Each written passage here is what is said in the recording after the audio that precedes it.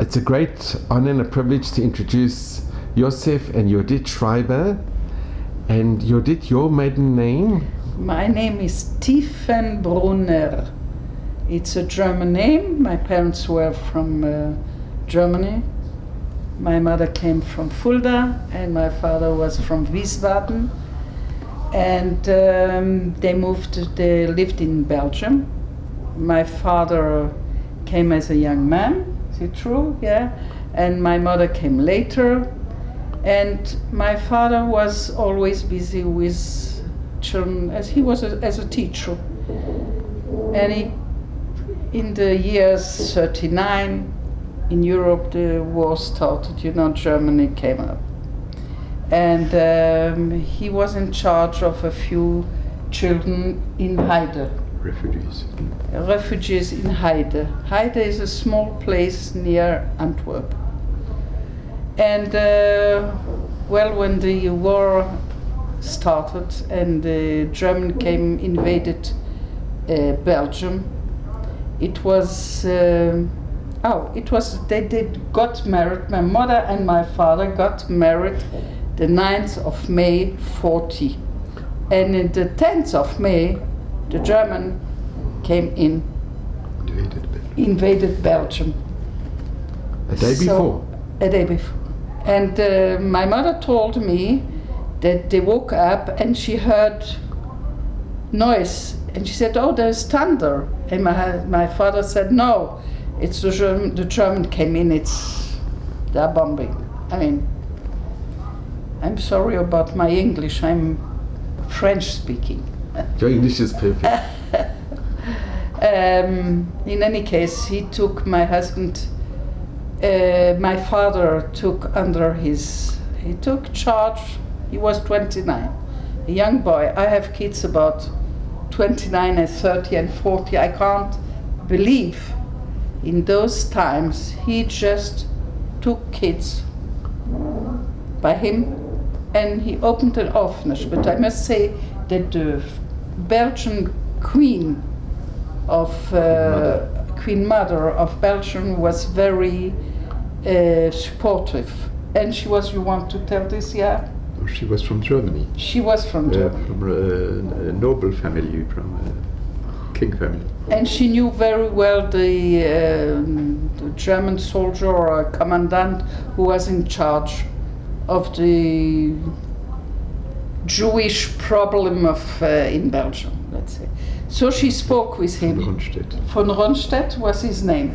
And she spoke to him and she said, "Okay, you think officially the people were sent to Germany or to work because their men went to the war, so they needed people in those fabrics industry. Of course, they didn't go for work, it was to be killed. But she came to this von Rundstedt and she said, listen, kids under 16, what could they do, really? So let me keep the children, let the children, Belgian children, stay in Belgium. After they are 16, then you could take them. And she asked the same about old people. People above 60, how could they work, really? So this was her idea, and that's why there were a few orphanages in Belgium, and there were a few of Altersheim, they call it in German, old age homes in Belgium, under the auspice, you say in French? Auspices. Auspices of the Queen Mother. And what was her name, the Queen Mother? C'était Elisabeth? Elisabeth. But she was from a German noble family. And so our Kinderheim was the only from Kinderheim. All the orphanages, there were 3 or 4 orphanages. Our orphanage was the only one who kept Shabbos, who kept Kashrus, it was like you came from I don't know, the streets where your parents were killed under your eyes, and they were brought in the orphanage, those kids, and it was like heaven, an island of heaven where they kept Shabbos and where they damped, and where my father was benching all the kids Erev Shabbos, and it's something I can't, even the older I get, the less I understand. A man, about 20, a young man, 20, just got married, and he takes something like this. We had always, we were doing always on his yurtzad, we were meeting all the kids older than me. I was born in 45. There were kids from 35, 30, or 40. We met, and everybody was telling stories about what they remembered then from the time they were in the orphanage. There was Nissim every day. My mother told me once. My father didn't tell a lot. But my mother told once they didn't have food, of course, and they were always under the eyes of the German, who came always to see if there is any child who went above 16 years, and they had to hide them. It's a long story. But one day my father went by foot to look for, they had stamps to buy food, tickets. And he wasn't he was not home. I mean, and she was in charge, and somebody knocked at the door. And you know, you're always afraid who is standing before the door. Is a German, and the man who stood before the door was asking, he wants to speak with my father. She said, he's not here. He said, listen, I heard what you do for those children. I have money in the war. Who got money? And I want to give it to you for the children and for whatever you do for them. So she said, she was very surprised, very, okay, who are you? Never mind. He didn't tell who he is. He just went, gave the money and left. A simple man, not Eliyahu Navi with a big beard. And he left. My father came back, and she told the story, and he said, but who was it? He was asking around. She said, my mother said, I saw Eliyahu Navi. This man was Eliyahu Navi. If you read the book I have here, this is a book it's a nephew of mine who was his idea to write these books. It's called The Angel of the Orphans. It's the story of Reb Yona Tiefenbrunner and the 100 he saved. We always thought we should write something, but we didn't do it. So this was a very good idea of him. And Malki Weinstock, who wrote the book, who lives in America, Borough Park or something like that, she came to interview us, and we gave her a few names and addresses, and she went and wrote the book. And can I ask, are there any of the descendants that live here in Israel? Yes, a lot of them. The descendants of those who are in the orphanage? Yes, of course. There's a lot of them there in the Malon Tamir. There are 2 or 3 still. Rachel Schwartz is there, and I forgot them. There are 2 or 3 still living in Malon Tamir. It's an old age home now. They're still living there. And here's a picture of your father. Yes, this is a picture of my father.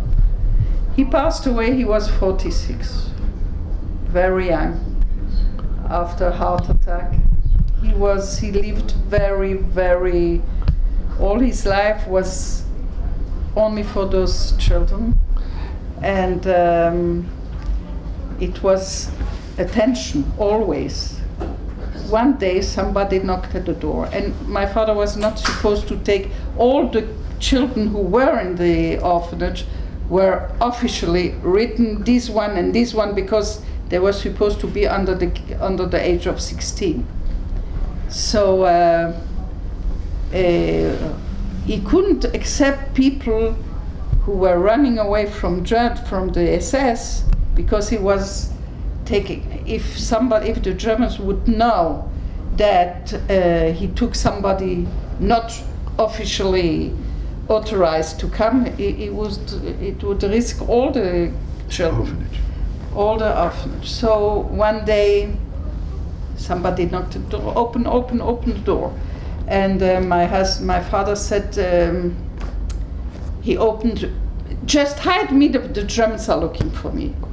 The one who was, and my father, what shall he do? I mean, he has 50 or 60 children here, and he's risking their life. But he said, go to the Boydom. The Boydom is under the roof. There's a room under the roof. And he went up. 2 minutes later, the Germans. You took somebody in. I didn't take anyone. He couldn't. We will look after. And they went in all the house looking after this man, somebody. We know he ran here.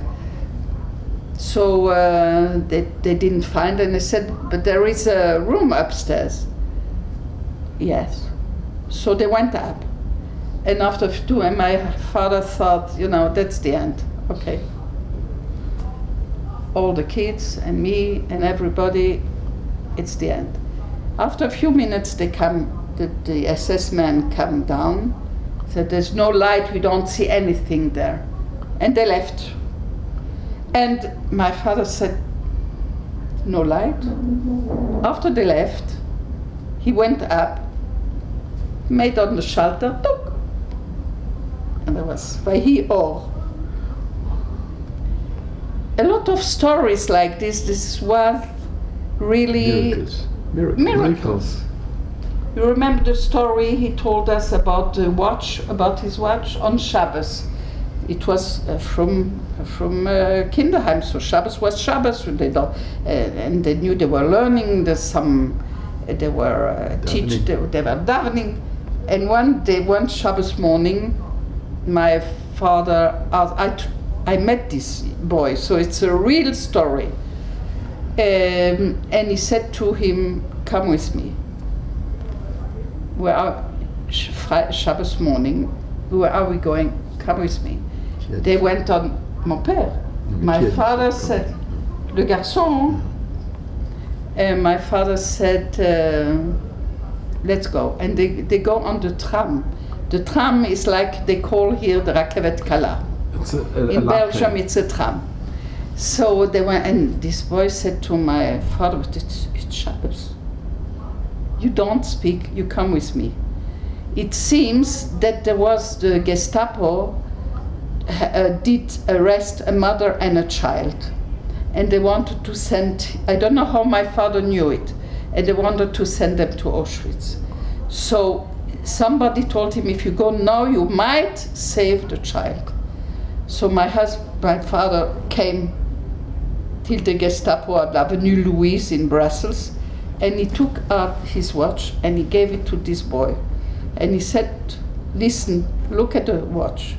If in another half an hour I'm not back, I'm not going on, run to the orphanage and tell everybody to get hide. To hide somewhere. They had, I suppose it was arranged, if something happened they should hide. So that's what he did. He went in, and the boy was standing outside waiting. He says, this half hour, we met him, he was living in Ramat HaSharon now, he passed away. This was the longest half hour of his life. After half an hour, my father came out with the child in his hand, and he saved the child. The mother was sent, and he saved this child. They came back to the orphanage. He never spoke about this story. we knew the story because this young boy who was 15, perhaps he was between the big boys, he wrote a book about his story, and this story came up in the, we didn't hear it from my father. He never told this. So maybe there are a lot of stories your father didn't speak about it, and things which he did. Yeah, He must have been a very modest, a very tsanua, a very Yes. modest Yes. person. yeah. He was a very special person. This was, there are a lot of, you know, you can't understand how could you do that? How could you not save he had the opportunity, he and my mother, to run to hide in, where was it, in South Africa, or where they had papers to run away. I don't remember exactly where, but he couldn't, he had papers. I have a sister who was already born then in 42. He could save his life, he could save his wife's life and his child. But he didn't go because he couldn't leave the children. So he could have, there was, every day it was a danger of getting hurt. I remember now another story. The Germans came, they supposed somebody where my parents hid another person who wasn't supposed to be in the orphanage. And they came in, and they are very brutal, Brutal. and they hit my father. Tell where did you send or where did you hide this person? And he said, I didn't. But and a few days before, in the garden, there was a small place where the children were playing. There was a painter who painted the wall, and his letter was still on the wall. So he said, we saw the letter. You gave them the opportunity to run away, and he certainly went from the other side of the wall. No, they hit him, and suddenly the German said to him, from where do you speak so well German? So my father said, I was born in Wiesbaden, I grew in. How? The German said, me too. Which school did you go? They were friends at school. Wow. So he said, you know what, okay, leave it. And they went. So every step, every day, there was Nisim Gluyim. Miracle. Nisim Gluyim, about the food, there was a problem, they could have, as there were a few orphanages, they could have some food. There was for the children, but you have to buy tickets, you know, like wherever after the war there were still tickets in England. And the big boys, they were very hungry. There was not a lot of food, whatever they received. And they could have meat, but the meat wasn't kosher. So my father said he took more milk or more bread or whatever instead of the meat. But the boys, about 14, 15, they were very hungry. So they complained, and they made a Hafgana. They want meat. A demonstration. Demonstration. They want meat. And my father didn't want to buy meat because he didn't want to receive meat because it was kosher, and the meat wasn't kosher. So he asked, there was a Rav Levi in Brussels, also hidden, and he asked him, what shall he do? The boys are really hungry and they want, so he said he should take the meat from kosher behemoths, even if it's not gescherten kosher, but the behemoth should be kosher. And that's what he did. So he said, all of them who wants to eat meat,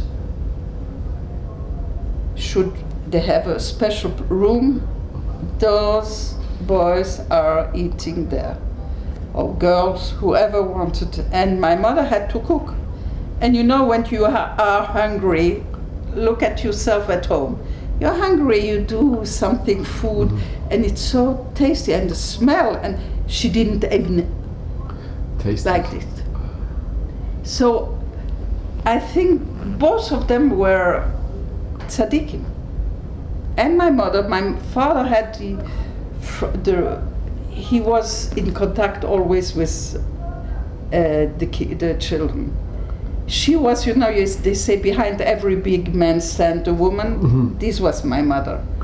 She was behind, and she had to take care of everything.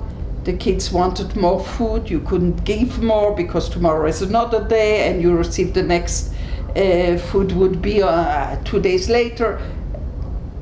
It was a hard work, and people, not all the kids could appreciate what my mother did. They saw my father as their father. And very often my mother was the bad one. No, you're not supposed to receive something because like you have your own home. You're not supposed to, somebody wants new shoes. Today you can't, this month you can't, there's no money left or whatever. And this was her part in this orphanage. So the children till now, I mean, perhaps know that they are themselves parents, they changed their mind, but in the beginning they thought my father was their father and he was an idol for them. And my mother not so. But I got a few, you know, she called me and she said some of the girls, she's a savta now in America, and she said, you know, I was always angry with your mother, but now I'm myself a mother. Sure. I understand. I'm a mother and a wife. She gave her life for her husband.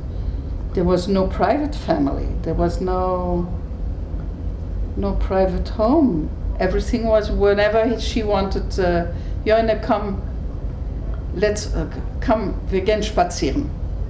She was speaking to him in German. Let's go for a walk. No, he's very busy, can't. The boys came, Monsieur, they called him Monsieur. Monsieur, on va jouer à foot, we're going to play football. Oh yes, he always had time for them, but not for his family. So, I didn't grow up with a feeling of I missed my father, but my mother missed her private. And your sister, did she have the feeling? No, we were 3 girls. My younger sister passed away 6 years ago. She was ill. And my older sister, she was born in 42. I was born in 45. No. Tu crois que Jeannette, you think that Jeannette feels different? No, I don't think so. Can I ask, in the orphanage, did they have a school? Did they have a routine where they... Yes. They had a routine. There was one of the teachers was a certain Zeli Bamberger, family we were still very close. Nobody is still living, but we were very close with him. And he was a teacher, and they had even a notebook at the end of the month for whatever they learned, history, geographic. It was a world in a small world inside, because they were not supposed to, Jewish children were not supposed to go to the Goyish schools. They were not. They weren't allowed. They were sent out of the schools. So could they ever leave the orphanage? No. They had to always stay inside the orphanage. They had to, but some of the boys were the big boys were in charge when they had to make an errand to buy stuff that my father couldn't go, or one of the madrichim couldn't go. So they did, and they had, I suppose they had the star.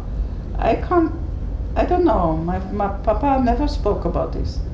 The yellow star, would they? Of course they. But they were All the Jews had to go with the The children also, I think? Yes. I don't know. He never spoke about this. What we know mostly about, because of the children were telling. My father just told me those 5-6 years in the Shoah were the nicest and the hardest years of his life. I hear him telling it was the nicest year of his life and the hardest. It's a life story.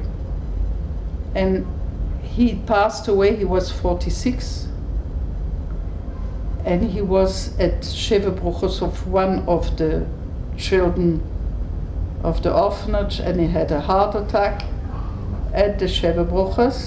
My father, after the war, he liked to eat, and he was too heavy, and he was not supposed to eat so much, and he, on the way, he went a very hard life during the Shoah, taking care of the children and being always afraid who is knocking at the door, what will be, and he did stuff that he was not supposed to accept certain people and to hide them and to let them. Maybe he liked to eat because he deprived himself of the food that he could give the children instead. During the Shoah, he was very thin. He didn't eat. Nobody had food. But after the war, and he passed away. He was, but he was 48 very strong man, very physical. He was physical. Strong. Yeah, he was very strong. Can I ask, did he ever meet the Queen Mother, or did she ever come to the orphanage? I don't know. Do you know? What? The Queen Mother came to visit in the orphanage? I don't think she came she came to visit, but she was protecting them. She was from Germany. Huh? Yes, you said it. Yes, she was from Germany. And Yehudit and Yosef, I just want to mention the story about the orphanage and this very special dispensation that was given, that it was an island of safety in a mad environment, in a dangerous, the story isn't so well known, and it's unfortunate because it is the most incredible story of. It's hard to believe, but very few people know that there were Jewish children in an orphanage in Antwerp, in Belgium, and that was a place that they could spend the war years when the parents and the older siblings were taken and deported to the death camps. Yes, there were a few orphanages, but in Belgium, as far as I do remember, 4 or 5, wrote a lot of books about it. And but this was the only from one.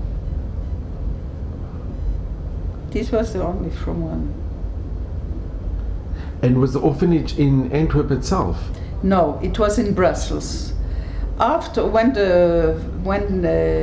Belgium was liberated in September of 44. I was born in May 45. They split the Kinderheim in two. This Mr. Zeli Bamberger, he took over the children, a part of the children in Brussels, and he stayed in Brussels.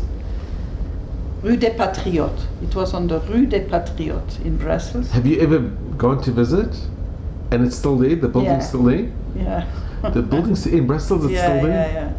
What is it today? Do you know? No, it was closed. We went to Belgium a few years ago with my sister, and we went to visit. We wanted to see Rue des Patriotes. We grew up with Rue des Patriotes, and I was born in 45, so I can't remember. And Jeannette, who is 42, she was born in 42. She didn't remember either, but we went to see. Yeah, it's a house between other houses, just a street. But then they split, and my father went to Antwerp, And he received children who were hidden by the underground. So children who came were Jewish children who were hidden in convents, children who were on the underground in Poland. There was a child who didn't want to go. He had a knife or a revolver or something, and he came from one of those forests in Poland, and he didn't want to take it off. There was another child, we met her. She came from a convent, and she had a big cross. And she didn't want to take it out. It's her cross. It took a few months, without saying a word, she changed, and she took it off. Stories. Did he have a home where he kept the children? Yeah. Was it his own home? No. It was a home. I suppose the house belongs to the community. To whom could it? La Centrale. It belongs to the Belgian Antwerp. But your parents were in charge? Yeah, we were living there. I mean, wow. This was our house. For how many years did he look after the survivors, the children that were hidden? Until 60. He passed away in 62. 60. So most of the children grew up with us. Then they learned a trade, or they got the foster parents. There was an organization with the States, in America, family, second cousins, grandparents, I don't know, who wanted to have their children, family back. So when, at the end, they closed the orphanage because there was no reason anymore to have an orphanage. Most of the children grew up, and it became more a home for parents. Whenever they had problems at home, they sent for a few months, and then they took their children again. But those children, this was so terrible because the children didn't know they were orphaned.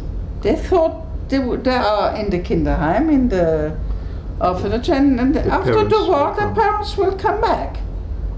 So they thought that after the war, if somebody came back, an uncle, I don't know, very far family, or even a mother, they didn't recognize, this is not my mother. People came back after the Shoah without teeth, with a face, they lost weight, they were looking like ghosts. And the kids didn't want to go to their parents. So we knew a family who lives now still in Borough Park. She doesn't go with her father. This is not her father. She was afraid to see that. It took a few years, 2 or 3 years, that he started again to work, to gain weight, to get a normal life, he married again. And then they go, but a few of them, they didn't want to leave. This is not my father, this is not... They came back like skeletons, they didn't recognize them. And this was double. The parents, they wanted to have their children back. They knew that nobody left. Cousins, uncles, this is the only connection with my family, and those kids, I don't know you. It's a long story. And you knew that you grew up with these children? Yeah. You went to school with them as well? Yes. Were they your friends? Did you Yes, we were. When we come to see them, wow, the daughters of Monsieur are here. Wow, this Uncle Singer. We went to Borough Park to visit him a few years ago when I go to my daughter in Woodmere. So we got to Borough Park. So he came.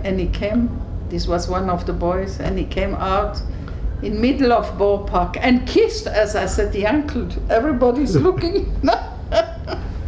The daughters of Monsieur are by me in the middle of Bow Park. It is a very frum street.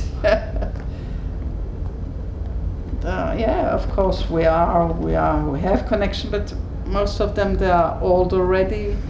They passed away.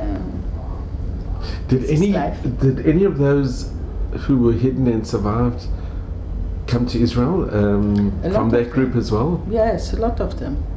There was a group of 6 or 7 children who left Belgium in 46 or 47. No, after the Medina was there. Then it had 48. They came to settled in Kibbutz Chafetz Chaim. And they moved and they changed there. And have you been in touch with some of? Yeah, of course. There's a wedding we are invited to, but no, it's already 2nd generation. There was a couple, Itche and Edith Brunner. She was a child and he was a madrich, more or less. Then they got married. And now we have, Baruch Hashem, a lot of grandchildren. One of our grandchild married one of their. So the last wedding was 2 months ago, Abigail Schreiber married Eliezer Bronner. So one of those spoke there, and he said, yes, in the heaven, Edith and Itche sit with Yona and Ruth Tiefenbrunner, and they arranged their grandparents, and they arranged the shidduch. That is beautiful. Yeah, of course we had this couple, Bronner Davka. They were living in Israel, and they had a very bad accident, and both of them passed away together. It's an incredible story. Yes, it is really. It is really. And when you think, sometimes you think a ness should be something lightning or thunder, something special. But you see, this was Nissim, miracles who came like ordinary story. The light didn't go on. The man who came with money, and it's normal people. I mean, sometimes you expect a nest should be something very not ordinary, and you have Nissim, and also very hard times. It was really, I didn't live it, but I hear from the children, I hear from everybody, very hard times. If Yosef always says, if somebody in his class had one parent left, this was a nest, nachon? Nobody had more than one. There was one boy who has his parents, both of his parents. Where were they hidden? The Sami Shachna? Yes, they were in Switzerland. They were in Switzerland? Yes. Or no one had grandparents. Grandparents. Was unheard of. We had grandparents. Who knows? Now I see bli einara. I see my children, we have great grandchildren, bli einara. I see families who have great grandparents. Who spoke about grandparents? If you had your mother or your father, that was very good. After the war, there were grandparents, but they didn't have children or grandchildren because they were all killed. And our children, we didn't have parents or grandparents. I see all my friends, we are 10 years apart. All my friends married boys who were born before the war. in those... A gap. There was a gap in those 5 years. If there were children, they were killed. So he was born in 35, I was born in 45. And my other friends just the same. Yehudit, can I ask, in the orphanage, was it in a Jewish area of Brussels or was it in a... Goische. Was it in the city centre or...? It was in the city, yes. Not in the big avenues, but a street. And did your parents ever mention about the neighbours, the non-Jewish neighbours? Were they helpful or...? I don't know. They didn't speak about it. I know those little stories I tell you, I know through the books, through the children who told us, but they didn't speak a lot about it. Do you think they perhaps if, you know, when my father passed away, I was 16, 17. Perhaps if he would have lived longer, I would have been also older to ask, but I was young and I didn't ask. And your mother, she didn't... My mother told a few stories that I know, but they didn't speak a lot of it, no. Did you think they wanted to protect you, maybe? I don't know. I don't know. Qu'est-ce que tu penses? De quoi? Qu'ils voulaient nous protéger, les parents? You think they didn't speak? Ah, they didn't. What? Might be. And you grew up in Antwerp, in Belgium. Yeah. Yes. And your mother? She was still. They were in charge till the 60s, till the year 60s, and then we moved to a private apartment. And a few years later, my father passed away already. You know, I think when the story, the being not in charge anymore of the Kinderheim, it broke his heart. I think physically and psychologically. He had a heart. It broke his heart. But he did just as important, looking after the children that were hidden. It was It was incredibly important. This was their home. And that orphanage that remained in Brussels, did it stay for a long time? Earlier now. No, when did it close? Brussels? In Brussels, avec Bamberger. I don't think it didn't stay. 46, something like that. Yeah, it perhaps a year or two. After the war. After the war. And did your father keep in contact with with the kids, with the children? With the children? Yes, of course. Some went to the States, and some went, and he was always invited for the weddings, and he had to contact. They wrote letters, and he was answering those letters. Yes, of course. Of course. So we read in Sanhedrin that if you save a life, it's as if you've solved the whole world. And look how many worlds your parents saved. When I offer all my children, when they get married, they all receive one book of my husband. This is his story, and this is my story. So they always receive. This is my present at the Shevebruchos. We do always Shevebruchos for our great grandchildren, and that's what I write. Amatzil nefesh echat, Am Yisrael kilu Itzil olam maleh.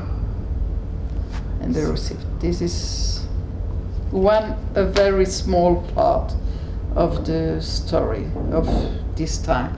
We did, when it was 40 years after my father passed away, remember, we did a meeting, and we wrote to all the kids, the children in all the world. We sent invitation. We make who were in the orphanage. Who were in the orphanage. So, and we had a lot of pictures, but we didn't know who is who. So we made a wall full of pictures. And everybody who could come, came. And we said, no, you have, first of all, they had to introduce themselves. We didn't know them. I mean, we know names, but we didn't. Before I was born, I don't know.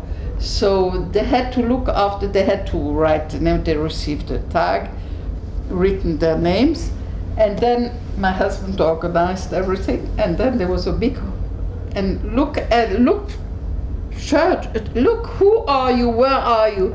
And this was so meragesh. Wow, that's her, and remember, and it was an evening, mashu, nachon? Where was it held, the reunion? In Herzliya. We were still, before we lived in Herzliya a year or two after we make our aliyah, and then we moved to Ranana, where we had a house. And we did it in a Bet Knesset in Herzliya hall, and it was a very, very meragesh. I don't know how you say meragesh in English. Very moving. And everybody was, and it was so, I don't believe, and you remember this, between themselves, because between us we were too small, but between themselves, remember how we called this and what happened then, and the pictures, and I said, you should take the pictures, it's a souvenir for yourself. But we did doubles, nachon? How many people came, survivors? About 50, 60 people. That's amazing. Yeah. Yes. Between 1500. 1500, yes. It was biduk after that Bronner's Edith and Itcher got. And was it publicized? Did the press come? Was it videoed? No. I think there was somebody who was teaching about the Holocaust in Beit Vegan, and she came to film it. But no, we didn't. Perhaps you should have done, I don't know. This was in the 80s? 40 years. It was in 2002. 2002? 2002. Mm-hmm. Yeah. Amazing. Well, I cannot thank you enough. You're welcome. I think you must be so proud of your parents. Yes, I am. What they only did, it's incredible. Yes. And the story should be so well known. Yes, it should. Jews who helped other Jews during the Shoah. I think it's so important that people understand that there were many Jews that helped other Jews during the Holocaust, during the Shoah. And your family they exemplify this. Your parents are people we strive to emulate. We really do. Wow. That's really amazing. Thank you so much. You're welcome.